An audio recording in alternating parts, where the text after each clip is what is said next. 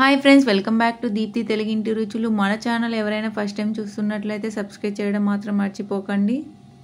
ఈరోజు మన కిచెన్లో స్పెషల్ రెసిపీ వచ్చేసి జీరా రైస్ రెసిపీ అండి. ఈ రెసిపీని మనం చాలా ఈజీగా క్విక్గా వితిన్ 5 మినిట్స్లో అయితే ప్రిపేర్ చేయొచ్చండి. ఎలా చేయాలో ఇప్పుడైతే చూసేద్దామండి.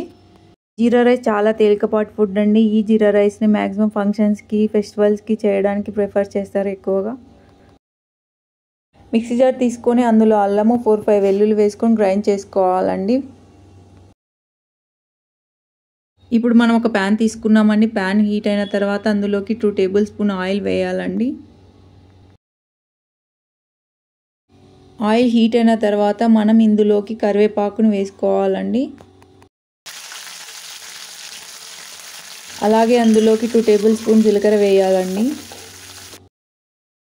ఇందులోకి హ్యాండ్ఫుల్ శనగపప్పు వేసుకోవాలండి.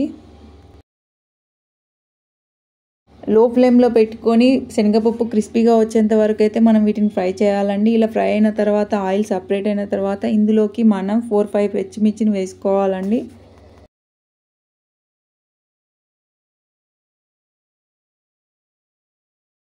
మనకు పచ్చిమిర్చి బాగా ఫ్రై అయిన తర్వాత ఇందులోకి మనం గ్రైండ్ చేసి పెట్టుకున్న అల్లం వెల్లుల్లి పేస్ట్ను వేసుకోవాలండి. అల్లం వెల్లుల్లి పేస్ట్ బాగా అంతా మిక్స్ చేయాలండి. మిక్స్ చేసి ఫ్రై చేసి ఇందులోకి 1 టేబుల్ స్పూన్ సాల్ట్ వేసి ఒకసారి బాగా మిక్స్ చేసి ఫ్రై చేయండి. ఈ ప్రాసెస్ మొత్తం మనం లో ఫ్లేమ్లో ఉంచే చేయాలండి.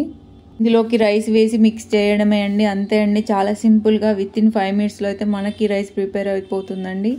మనకు ఒకవేళ రైస్ అట్లా మిగిలిందనుకోండి, ఇలా ప్రిపేర్ చేసుకోవచ్చండి. మిగిలిన రైస్తో ఇలా చేసుకుంటే ఇంకా ఎక్కువ టేస్ట్ ఉంటుందండి ఈ రైసు. ఫెస్టివల్స్ టైంలో ఏమాత్రం హడావిడి లేకుండా, అలాగే మార్నింగ్ టైంలో మనం ఏమాత్రం హడావిడి లేకుండా ఈ రెసిపీని అయితే సింపుల్గా చేయొచ్చండి. జీరా రైస్ మనం మార్నింగ్ టైం బ్రేక్ఫాస్ట్ కానీ, లేదంటే లంచ్ బాక్స్ కానీ, లంచ్ టైంలో ఈ రెసిపీ అయితే చేసుకోవచ్చండి.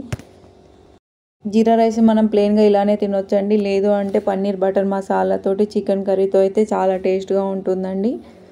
మీకు అందరికీ ఈ రెసిపీ నచ్చిందని, నచ్చితే లైక్ చేయండి, కామెంట్ చేయండి, షేర్ చేయండి. మరిన్ని న్యూ రెసిపీస్ కోసం మన ఛానల్ సబ్స్క్రైబ్ చేయడం మాత్రం మర్చిపోకండి. Thank you for watching.